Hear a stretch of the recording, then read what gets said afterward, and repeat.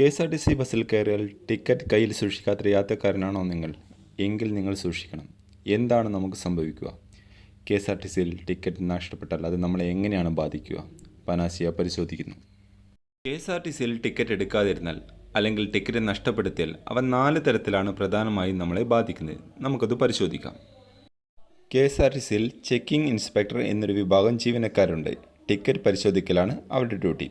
നമ്മുടെ കൈവശം ടിക്കറ്റ് ഇല്ലെങ്കിൽ നമ്മളിൽ നിന്നും 500 രൂപ ഫൈൻ ഈടാക്കാൻ അവർക്ക് അധികാരമുണ്ട്.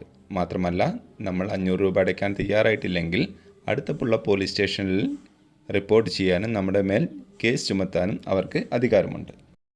നിങ്ങൾ സഞ്ചരിക്കുന്ന കെ.എസ്.ആർ.ടി.സി ബസ് ബ്രേക്ക് ഡൗൺ ആയാൽ നിങ്ങൾ പിറകിൽ വരുന്ന കെ.എസ്.ആർ.ടി.സി ബസ്സിൽ മാറി കയറേണ്ടതായിട്ട് വരും. ആ സമയത്ത് ടിക്കറ്റ് കൈവശമുണ്ടെങ്കിൽ നിങ്ങൾക്ക് ആ ടിക്കറ്റ് ഉപയോഗിച്ച് യാത്ര ചെയ്യാവുന്നതാണ്.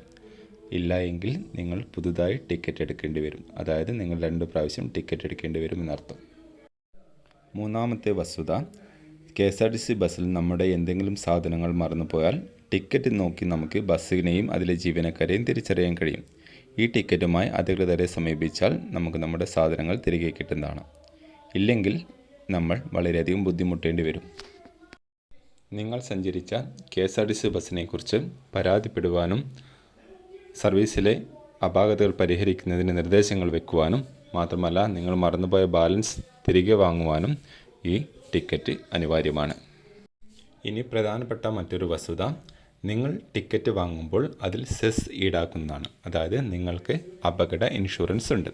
ഈ ഇൻഷുറൻസ് ക്ലെയിം ചെയ്യുമ്പോൾ, അതായത് നിങ്ങൾ അപകടം പറ്റിയാൽ നിങ്ങൾക്ക് ഇൻഷുറൻസ് തുക ലഭിക്കുന്നതിന് വേണ്ടി ഈ ടിക്കറ്റ് ഹാജരാക്കേണ്ടതുണ്ട്. ഇനി കെ.എസ്.ആർ.ടി.സി ബസ്സിൽ യാത്ര ചെയ്യുമ്പോൾ ടിക്കറ്റ് കളയാതെ സൂക്ഷിക്കുക.